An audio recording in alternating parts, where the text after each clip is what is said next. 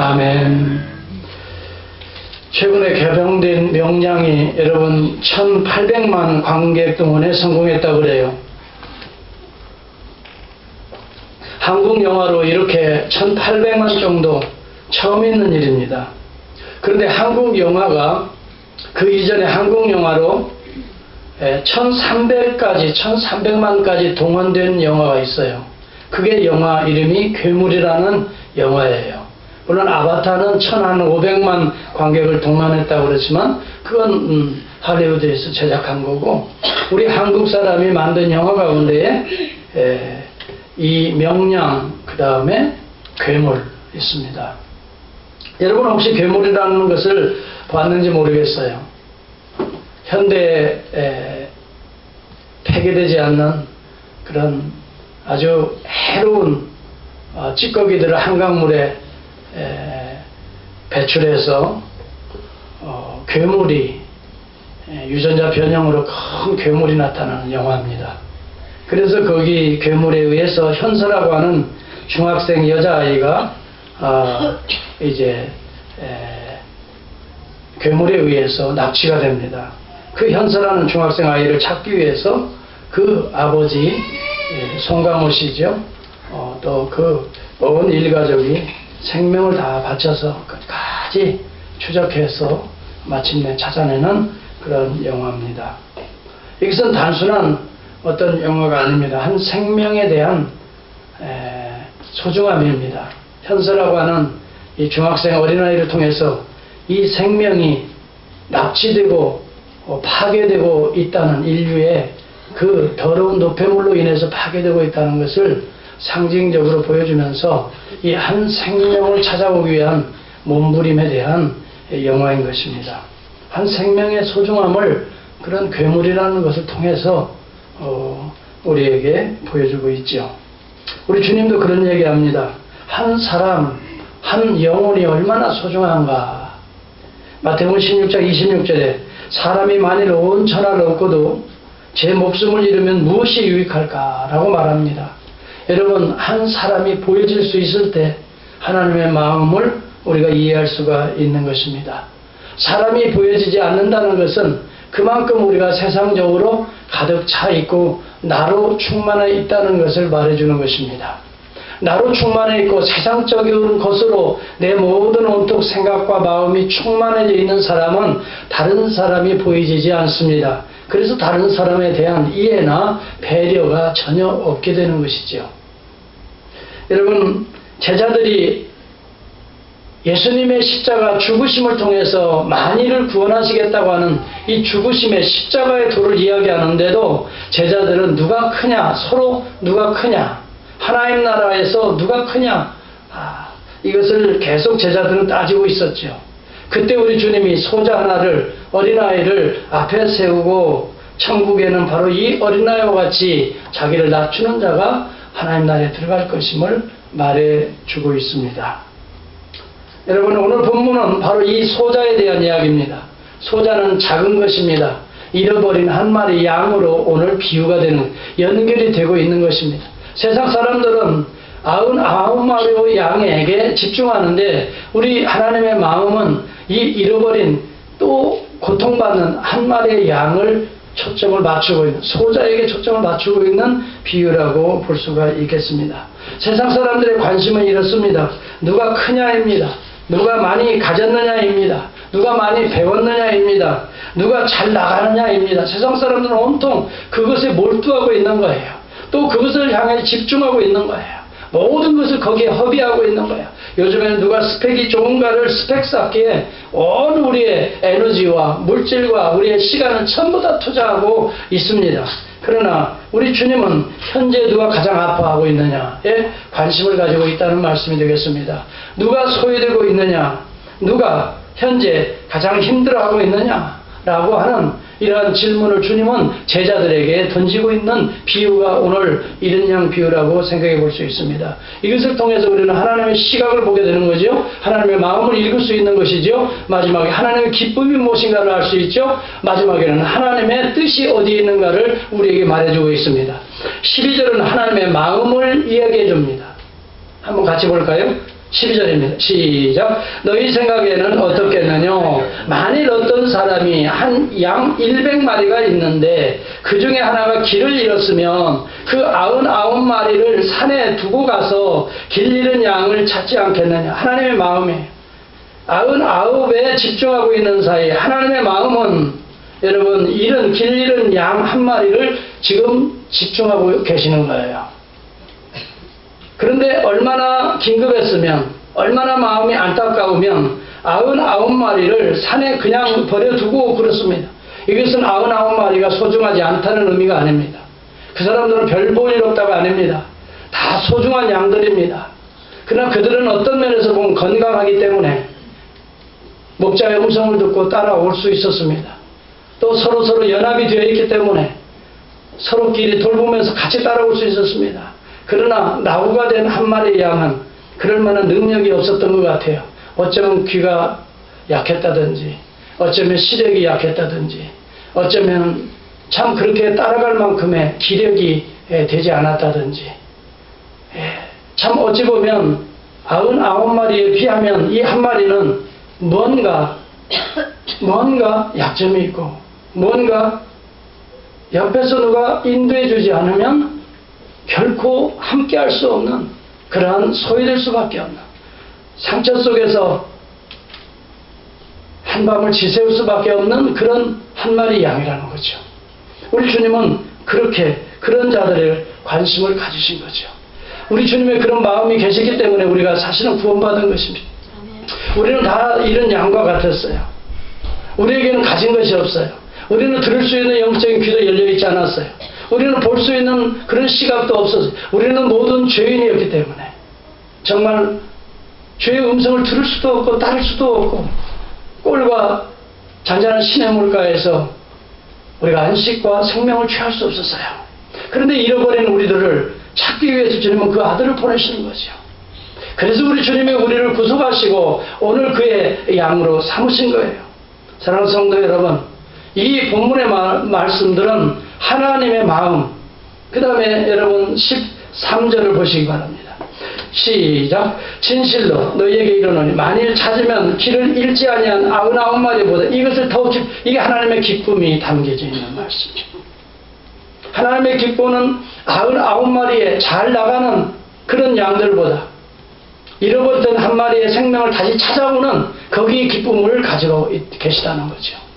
그 다음에 마지막 14절에 하나님의 뜻이 어디 있는가 보겠습니다. 시작. 이와 같이 이 소자 중에 하나라도 잃어버리는 것은 하늘에 계신 너희 아버지의 뜻이 아니라 아버지의 뜻은 잃어버린 한 마리 양을 찾아오는 것이라. 이것이 오늘 누구에게 주어지는 말씀이냐면 교회 공동체에게 주어지는 말씀이에요. 제자들에게 주어지는 말씀이에요. 이게.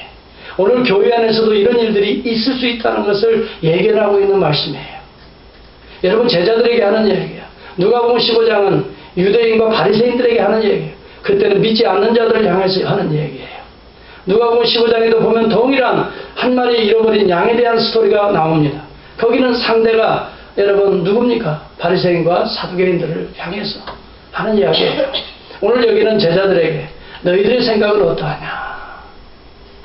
여러분 하나님의 마음, 하나님의 기쁨, 하나님의 뜻을 소유할 수 있는 저와 여러분이 될 수 있기를 주의 이름으로 축원합니다. 하나님의 마음을 간직한 자가 하나님의 자녀인 것입니다. 여러분 하나님의 마음은 하나님의 DNA인 것입니다. 하나님의 DNA가 진짜 하나님의 자녀들 속에는 그런 마음이 담겨져 있는 것입니다. 여러분 하나님의 사랑이 DNA인 것입니다. 그 DNA가 하나님의 자녀들은 그 속에 하나님의 사랑이 담겨져 있는 것입니다. 이스라엘을 구원하신 하나님의 비전을 보시기 바랍니다. 신명기 7장 7절에 보면 여호와께서 너희를 기뻐하시고 너희를 택하시면 너희가 다른 많은 민족들보다 수요가 많은 영구가 아니라 너희는 모든 민족 중에 가장 적은 자라 그랬어요. 적은 자에게, 작은 자에게, 소자에게 우리 주님은 관심을 가지셨던 거예요.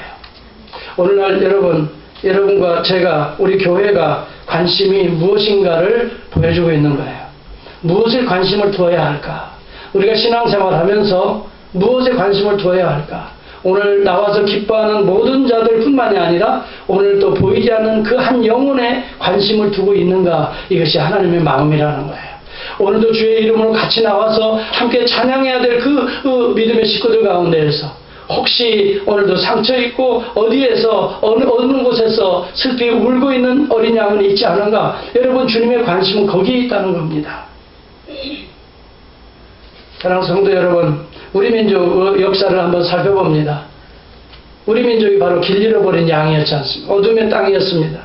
1800년도를 생각해 보십시오. 노론과 소론, 양반과 상놈이 나눠져 있습니다. 예. 그리고 얼마나 정파 간에 그러한 다툼이 치열했습니까? 그런 가운데 위로는 청나라, 아래로는 일본의 호시탐탐 침략의 대상이 작은 우리 한반도였습니다. 그런 가운데 하나님께서는 그렇게 버림받은 소외된 불안불안한 우리 조선반도에 관심을 가지시고 1885년 제물방구를 통해서 언더우드와 아펜잘러라고 하는 귀한 하나님의 목자들을 파송하셨습니다. 그때가 바로 한국 땅의 가장 위태로운 시기였습니다. 여러분, 1885년 이후에 30년도 안 돼서 뭐가 됩니까? 한일합방이 이루어지잖아요. 일본이 우리나라를 36년간 지배하는 그런 위태로운 상황 속에서 있었습니다. 여러분, 가부경장이라는 것이 그때 있었어요. 이모군란이 그때 있어요. 여러분, 청나라와 일본의 싸움들이 그때 다 그 시대의 역사들 아닙니까? 여러분, 그런 상황 속에서 이 어둠의 땅, 버림받은 땅, 정말 이리와 늑대들이 위쪽에서 아래쪽에서 삼키려고 하는 그때에 하나님은 하나님의 목자를 보내신 거라고 나는 생각이 듭니다. 그래서 양반과 상놈의 계급을 타파하기 시작합니다. 계급이 예수 그리스도 안에서 모두 형제요 자매라고 하는 의식이 회복되기 시작합니다. 남자와 여자가 주 안에서 하나라고 하는 사실들을 이 성찬을 통해서, 여러분, 상놈과 종이 하나라고 하는 사실을 성찬을 통해서 하나님과 우리가 하나라고 하는 사실들을 이런 새로운 하나님의 마음을 한국 땅에 심으셨습니다. 그래서 예수 안에 거듭난 자들은 모두가 양반 상놈이 없었습니다. 여러분, 지난번에 우리 교회에 오셔서 말씀을 전해준 목사님이 한 분 계십니다. 문경환 목사님이 그때 예화를 들은 기억으로 제가 납니다. 근데 그분이 지역을 잘못 말씀을 하셨어요. 아마 전남 곡성인가를 얘기했는데 그게 아니고 전북 김제 금산 이야기입니다. 여러분, 혹시 기억자교회에 대해서 아십니까? 지금 지방문화재에 등록이 되어 있죠. 1905년도에 금산에서 세워진 교회입니다. 그때는 남자와 여자가 함께 예배를 못 드리니까 어떻게 지었냐면, 이쪽을 기역자와 같이 지어서 이쪽은 남자들이 앉고 이쪽은 여자들이 앉고, 그리고 가운데에 강대상을 놓고 양쪽을 향해서 이렇게 설교하도록 이렇게 보면서, 왜? 남자와 여자가 어떻게 해요? 같이 앉으면 안 되는 그런 사이였기 때문에. 그렇게 기역자 교회가 거기에 최초로 있습니다. 1905년도니까요. 상당히 지금 상상할 수 없는 이야기지요. 그래서 100년 전 이야기 아니에요. 1905년, 110년 전 이야기죠. 그런데 거기에 테이트 선교사가 복음을 전했습니다. 테이트 선교사가 전주에서 정읍 쪽으로 가다가 그 짝 지역 금산을 그 고개를 넘어갑니다. 거기에는 말을 타고 다녔기 때문에 마방이 있습니다. 말에게 영물도 주고 말도 쉬게 하고, 또 그렇게 하면서 쉬어도 가고 하는 그 집이 조덕삼이라고 하는 그분의 집입니다. 거기에 마방이 있었습니다. 그래서 그분이 지나다가 조덕삼 씨를 전도했어요. 그 테이트 선교사님. 이 테이트 선교사님의 한국 이름은 최우덕 테이트. 그래서 최우덕 선교사라고 그랬어요. 그래가지고 거기서 마방에서 그 집 주인 되는 조덕삼이를 전도해요. 그랬더니 조덕삼이가 그때 자기 집에 머슴 살던 이 이름이 자익이라고 하는 사람에게 또 전도를 했어요. 그러니까 주인이 그 당시 종은 노예처럼 부릴 시대예요. 팔아먹기도 하고 마음대로 부려먹을 수 있어요. 그런데 이자익이라고 하는 자기 머슴에게 복음을 전해요. 그래서 그 사람하고 그 다음에 그 옆에 동네에 있는 박화서라고 하는 세 사람이 이제 어느 날 세례를 받는데, 세례를 1905년 언제 받냐면 10월 11일 날 받아요. 제가 다 조사를 해보니까 10월 11일 날 세례를 받아요. 이 세 명이. 그러면서 이 테이트 선교사님 왔다 갔다 하니까 최초로 세례받은 세 사람에게 교회를 맡기는 거예요. 그래서 교회를 잘 운영하는데, 특히 그 집 주인 되는 조덕삼 씨가 그렇게 열심으로 하니까, 그 조덕삼 씨는 그 당시에 김제에 아주 갑부 중에 갑부였어요. 김제는 사금이 유명해요. 예.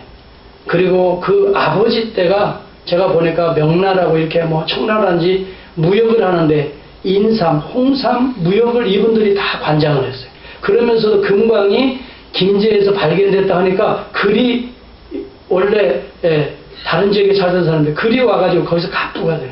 그래서 그 광활한 땅, 평지의 땅들이 많이 이 사람 거였대요. 그런데 여하튼 그런 조덕삼 씨가 그 머슴에게, 이 자익에게 복음 전하고 또 전해서 박화서가 교회를 세웠는데 한 50명가량이 성장하니까 그 교회 장로를 뽑아야 돼요.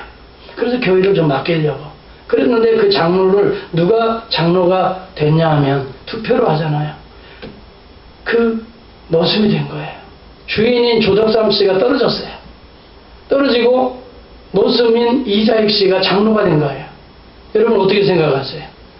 그래서 하나님 뜻이겠죠? 그러면 조덕삼 씨가 얼마나 화가 나겠어요? 자기 집에서 자기가 다 돈 들여서 자기가 다 전도해서 교회를 이렇게 키우고 있는데 성도들은 자기를 안 안아주고 이 머슴된 이자익이를 알아줘서 신앙이 이 사람을 장로로 세워야 된다. 그래서 그 사람을 세운 거예요. 그랬는데 이분이 이제 교회 다 못하겠다고 떠날 줄 알았는데 그분이 그렇지 않았어요. 그때 한 이야기가 기록되어 있어요. 나는 하나님의 뜻을 겸허히 받아들여 이자익 장로를 앞으로 잘 받들고 교회를 더욱 섬기겠습니다. 그렇게 고백을 했어요.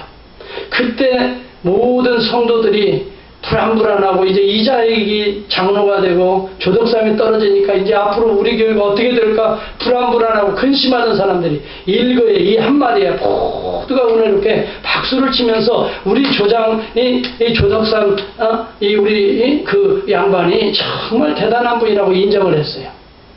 그래가지고 교회가 더 그 덕이 있으니까 더 성장을 하게 돼서 그 다음에 또 한 분의 장로를 뽑게 되는데 이때 조덕삼 씨가 됐을까요? 안 됐을까요? 예? 퀴즈예요. 됐겠어요? 안 됐겠어요? 됐지요. 그래서 조덕삼 씨가 장로가 된 거예요. 그 다음에. 그래서 이 두 분이 연합해서 교회를 너무너무 잘 섬기는데 이 조덕삼 씨가 자기의 머슴 살던 이자익 장로를 보니까 너무 경건하고 너무 머리가 영특하고 또 리더십도 있고 앞으로 하나님의 종이 되면 좋겠다 싶어서 이 조덕삼 장로가 자기 재산을 다 대줄 테니까 이자익 장로님한테 당신은 신학을 하는 게 좋겠어. 그래서 신학을 해서 복음전도에 당신이 헌신하는 게 좋겠어. 그래서 이분을 당시에 평양신학교에 보냅니다. 그 머슴 종놈을 평양신학교에 보내는 거예요. 그래서 거기에서 목사가 됩니다. 목사가 돼서 자기 금산교회, 이름이 금산교회 일대 담임 목사로 이 조덕삼 장로가 청빙을 합니다. 그래서 교회를 발전시키는데 그 뒤에 이 조덕삼 장로가 계속해서 이 목사님을 잘 보필하고 섬깁니다. 그래서 그대의 총회장이 됩니다. 이 시골 교회 목사님이 총회장이 되고 또 총회에서 열심히 일하니까 지금 총회 역사상 재임한 총회장이 없습니다. 그런데 이분이 3대에 걸쳐서 총회장을 3대에 걸쳐서 재임하게 됩니다. 참 이런 놀라운 은혜로운 역사가 있습니다. 여러분 그 조덕삼 장로의 아들이 누구냐면 그분 이름이 국회의원도 지냈어요. 그리고 주일대사도 지냈어요. 혹시 조세영 씨를 아십니까? 조세영 씨가 바로 조덕삼 씨의 아들입니다. 저도 가끔씩 뵀어요. 그리고 제가 고등학교 때 그 기억자 교회 가서 참 나는 그렇게 유명한 문화재인지 몰랐어요. 우리 친구 집이 바로 밑인데 거기에 들어가서 친구랑 같이 있는데 아침 되니까 밥 먹으라고 친구 어머니가 밥상을 차렸는데 그 사람들은 보니까 새벽에 일어나서 제사를 드리더라고요. 그 밥으로. 그런데 제가 어떻게 제사 음식을 못 먹겠어요. 그래가지고 제가 배가 안 좋아서요. 그리고 바로 신발을 신고 집에서 나와가지고 가까운 교회가 없나를 찾아봤더니 기억자기를 같이 그런 데가 있어요. 그래서 내가 무조건 거기를 들어갔어요. 들어갔더니 앞에 강대상이 하나 있고 이렇게 그때는 이런 의자가 아니고 방석 같은 게 있어요. 그래서 거기 들어가서 뭔지 모르지만 울컥하더라고요. 계속 눈물로 계속 기도하고 기도하고 내가 난 괜찮다고 이제 그렇게 한 적이 그게 그 교회가 금산교회였어요. 근데 거기에서 바로 조세영 장로가 나왔어요. 조세영 장로의 조카가 누구냐면 조형식 장로입니다. 그분이 우리 매형이에요. 그 얘기 하려고 한 게 아니고 그래서 가끔씩 이제 집안이 모여서 할 때 보면 꼭 그분이 오셔요. 이제 내가 매형 무슨 행사하고 하는 거 보면 저도 이제 신앙적인 집회니까 가보면 그 조세영 장로님이 오셔서 같이 또 교제도 하고 그런 적이 제가 학교 다닐 때 있었던 기억이 납니다. 중요한 것은 보세요. 남들이 볼 때는 하찮게 보이는 머슴에게 그리스도의 사랑으로 복음을 전했더니 머슴 속에서 이런 위대한 하나님의 나라가 심겨진 거예요. 우리는 대부분 99마리의 양에 대해 관심을 갖습니다. 우리 모두가 이 세상의 원리가 그래요. 잘 나가고 뭐가 있고 뭔가 나에게 도움이 되는 거기에 우리의 마음과 정성을 다 쏟습니다. 그러나 하나님의 마음은 이렇게 머슴과 같은 버려진 인생과 같은 그러한 자들에게 마음을 쏟는데 놀랍게 그런 곳에서 하나님의 역사가 이렇게 아름답게 꽃을 피우고 열매를 맺을 수 있다는 거예요. 사랑하는 성도 여러분, 하나님의 마음을 우리 모두가 간직할 수 있기를 바랍니다. 우리가 예수를 믿는다는 것, 이 시대의 교회가 뭐냐, 저는 항상 여기에 관점을 둬야 된다고 생각합니다. 시대의 통주의 교회가 이렇게 가야 된다는 것이 아닙니다. 본질적으로 우리가 하나님 앞에서 말씀대로 주님이 원하시는 하나님의 마음, 하나님의 기쁨, 하나님의 뜻을 성취하는 것이 우리 교회라고 저는 생각을 하는 것입니다. 우리의 기쁨이 여러분 99마리의 소유에 있습니까? 아니면 70양 한 마리에 우리 마음이 가 있습니까? 대부분 사람들은 99마리의 이 소유의 개념입니다. 이거 한 마리 뭐 없어져도 99마리가 있지 않은가? 소유적인 개념으로 생각할 수 있습니다. 비즈니스 마인드로 교회를 운영할 수도 있습니다. 돈이 있고 뭐 하는 사람들 얼마든지 우리 교회에 있는데 당신쯤이야 뭐 얼마든지 뭐 나오든 안 나오든 그래 뭐 무슨 일이 있든 없든 어떻게 고민하고 어떻게 힘들고 어려운가에 대해서는 I don't care. 그럴 수 있다는 것입니다. 그러나 주님은 이 소유의 개념이 아니에요. 인간 대 인간 한 영혼들을 보시는 것입니다. 99마리를 소유로 보지 않습니다. 99마리 한 마리를 동일한 개념의 이 존재로 보는 것입니다. 사랑하는 성도 여러분, 소유의 개념으로 이 시대를 살아갑니다.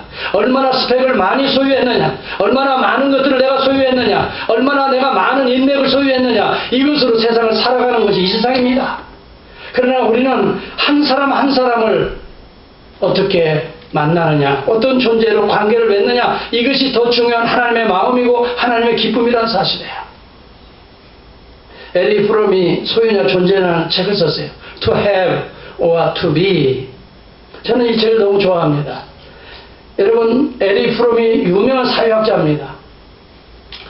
이분이 18세기 중반에부터 이루어졌던 이 산업혁명 이후로 인간의 어떤 인간성의 말살을 그는 봅니다. 기술적 진보가 우리를 편리하게는 하지만은 점점 인간성을 퇴보시키는 이런 역할을 하는 것으로부터 인간을 구출해내야 된다.